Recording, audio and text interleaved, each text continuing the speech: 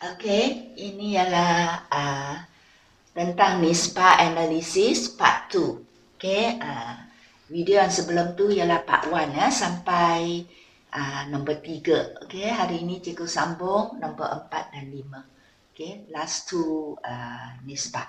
So, nombor 4 dan 5 ialah tentang NISPA keberuntungan dan NISPA pulangan atas pelaporan. So, dua NISPA ini adalah sangat diminati oleh pelabur because they will see whether the syarikat keuntung or not, and they will see whether apa yang mereka laporkan tu ada pulangan tak. Pulangan di sini erti dia rewards, ganjaran yang dapat. Not bukannya pulangan belian, pulangan jualan, not that kind. Pulangan here mean ganjaran. You will get the rewards. So kita mula dengan explain tentang nisbah keberuntungan dulu. So jawab nisbah keberuntungan jawapannya semua dalam peratus lah biasanya. Dalam peratus. Okay. So kita cikgu mula dengan margin untung kasar atas jualan, because nisbah keuntungan mean akan tengok kita kaitkan item jualan dengan untung. That's why we call it nisbah keberuntungan. So kita tengok margin untung kasar atas jualan. So margin, untung kasar. So untung kasar bahagi dengan jualan. Jualan mesti jualan bersih lah.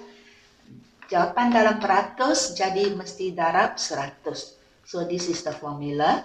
Dan apa kegunaannya? Kita nak ukur peratus untung kasar yang diperolehi daripada setiap ringgit jualan bersih. Okay, so for every 1 ringgit, how much is the untung kasar? So contoh di sini ulasan dia. Let's say last year 2019 30%. Arti dia setiap RM1 jualan we get 30 sen as untung kasar. Okay, dan pada tahun 2020 pula 40%. Okay, that means setiap RM1 you get 40 sen as untung kasar. So dari sini kita bagi komen sudah meningkat. That means peratus sudah meningkat. Erti dia apa? Amount untung kasar diperolehi daripada setiap ringgit jualan telah meningkat. Okay, pada tahun 2020. This is huraian. Dan nisbah yang kedua, untung bersih atas jualan. So, untung bersih atas jualan. So, untung bersih ni mesti untung bersih sebelum cukai.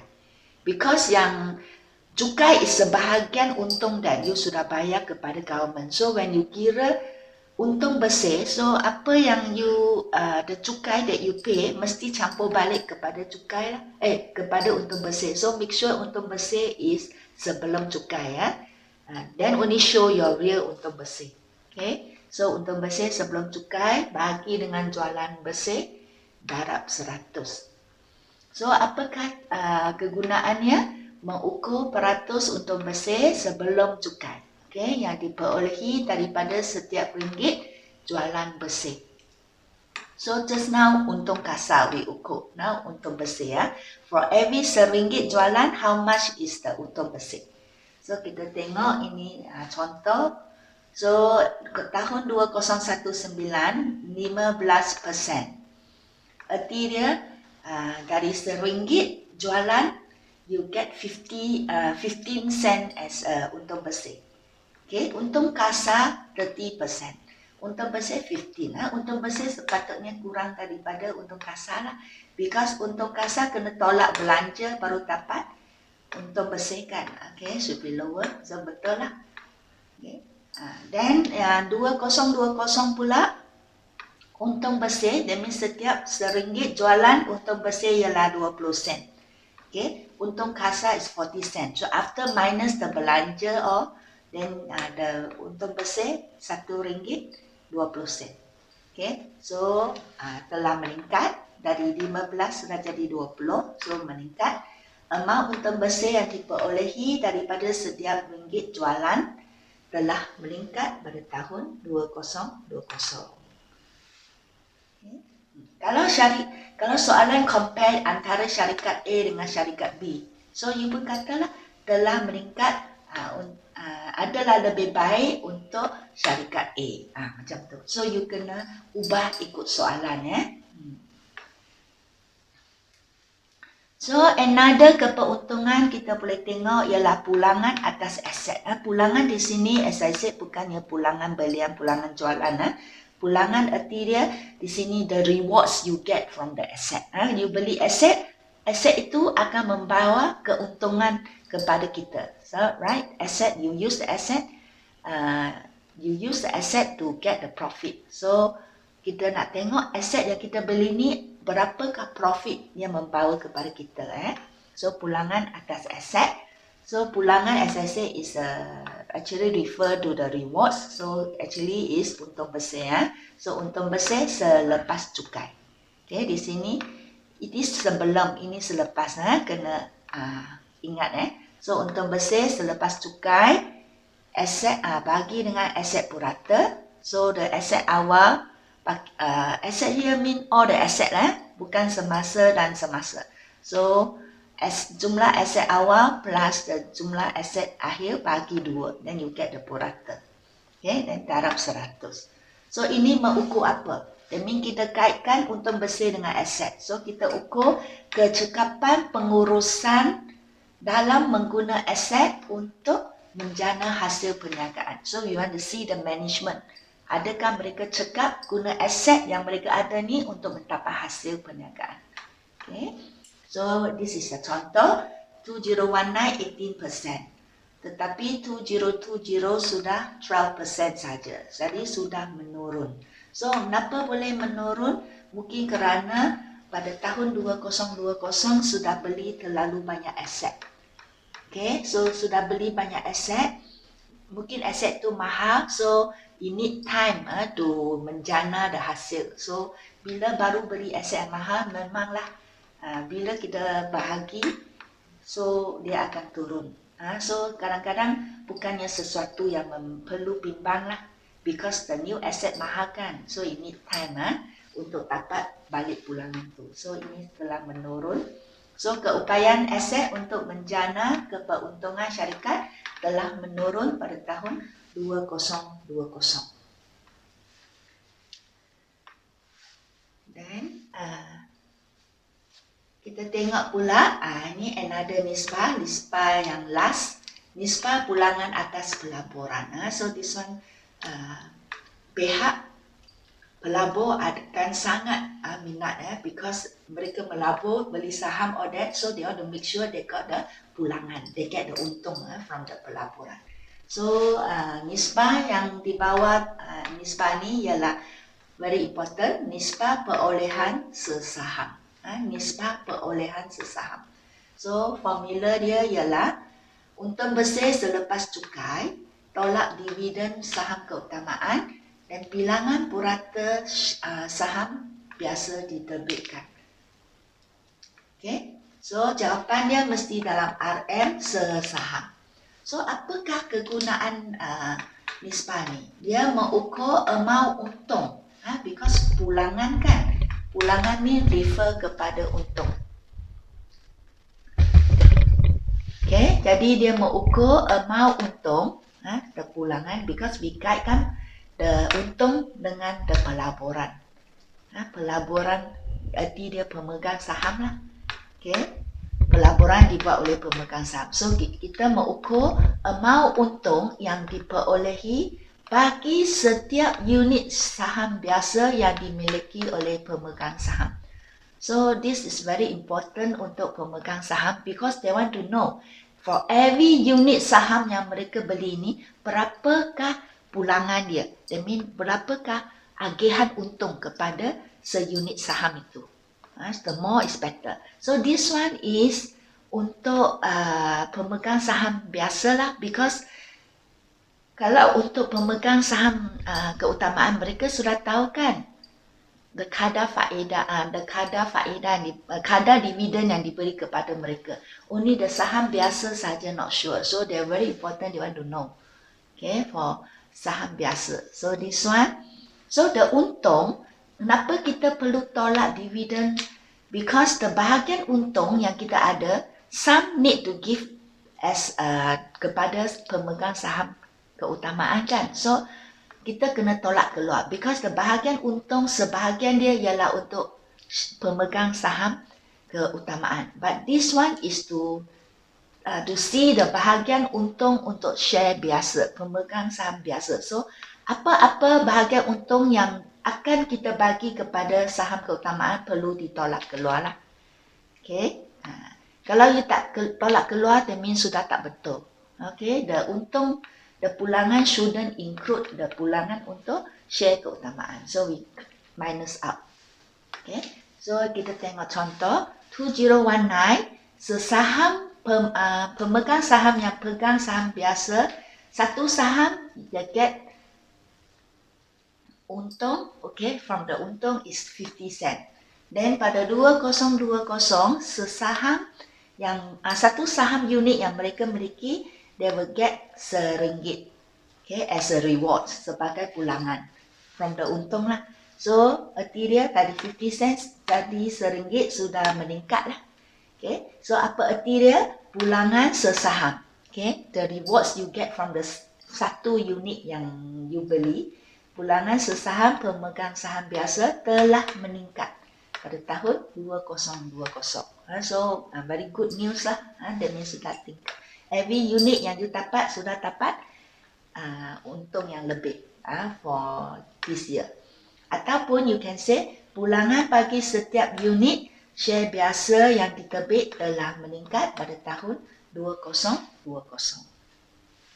Okay, then the next one, ini pun selalu keluar dalam exam, all this, nisbah perolehan sesaham dan nisbah harga per, okay, over perolehan sesaham.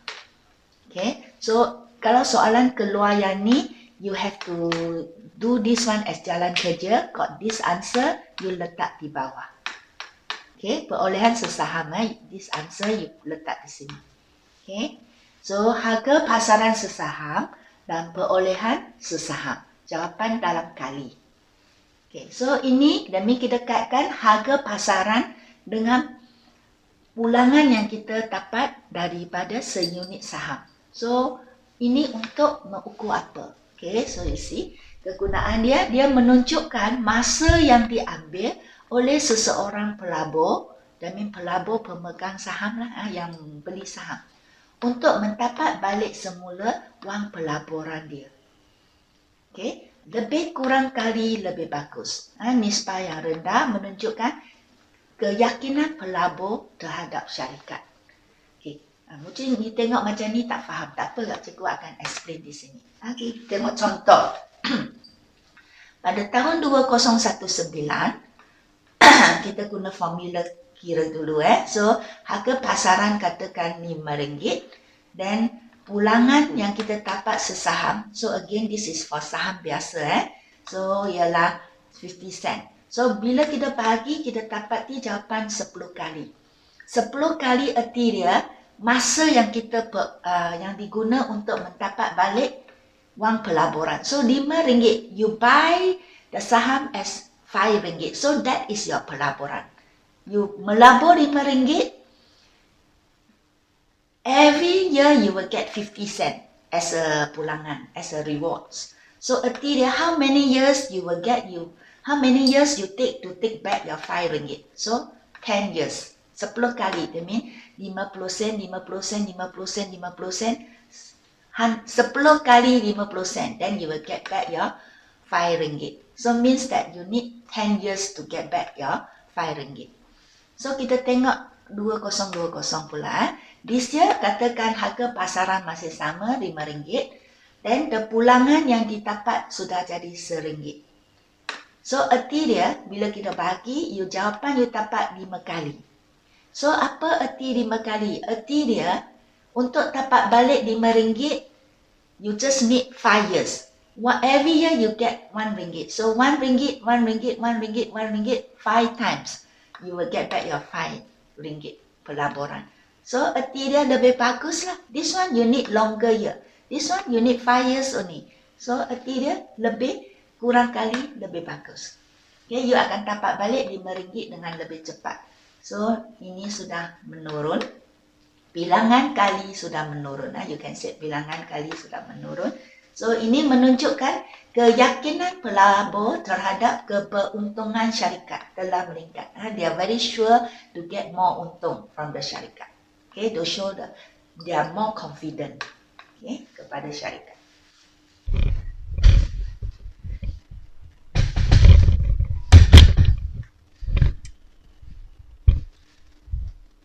Okay, then yang ni dua pula jarang keluar dalam exam.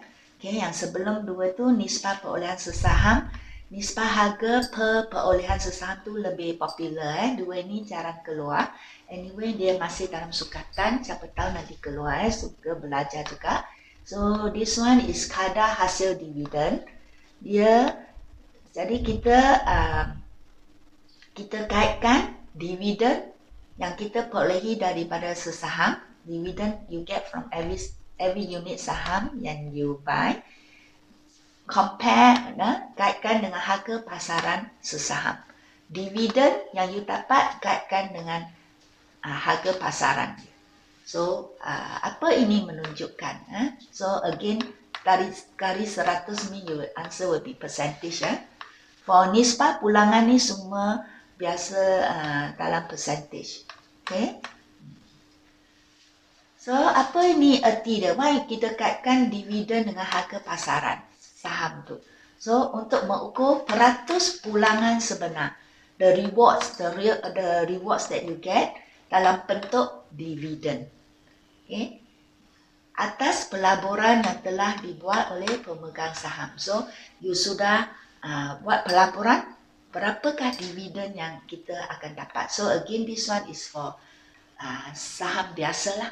Okay, bila saham biasa tak sure kan about the dividend. So kita tengok contoh dia. Okay, so ini ialah harga pasaran, dia say RM5. So every year you get dividend, se-unit saham you will get 10 sen. For every unit saham yang you labur, you get 10 sen se-unit the dividend. So darab 100 mean the dividend is 2% of the saham, okay, that you buy. Every unit saham. So kalau untuk tahun 2020 pula, dividen yang dibayar sudah bertambah. Dari 10 sen sudah jadi 30 sen sesahamnya. Satu saham unit yang you miliki, you will get 30 sen dividen. So kalau you beli satu saham is RM5, so berapakah percentage? Okay, is 6%. So that means erti dia sudah meningkat lah. Okay, from every pelaburan that you make, the dividend you get sudah meningkat. This one melabur RM5, you get 2% of the RM5. This one you melabur RM5, you get 6%. So better. Okay, sudah meningkat. So pulangan dividen. Okay, this one is the dividend. Untuk setiap unit saham yang kita labur telah meningkat pada tahun 2020. Okay, then ini last, nisbah bayar keluar dividen ataupun nisbah pembayaran dividen. Okay, di sini kita kaitkan dividen yang dibayar keluar oleh syarikat, kaitkan dengan untung kita. So di sini dia nak ukur, so formula dia, dividen tunai, bukan dividen saham. Dividen dalam bentuk cash over untung bersih selepas cukai. Okay, because kita bayar dividen ialah berdasarkan untung bersih selepas cukai, not the sebelum cukai. So times 100. So ini mengukur apa? Kaitkan dividen dengan untung. Erti dia kita nak ukur peratus dividen tunai yang syarikat bayar kepada pemegang saham atas untung bersih yang diperolehi. Means that untung bersih ini is 100%. So out of 100% untung bersih, berapa diagihkan kepada pemegang saham biasa sebagai dividen.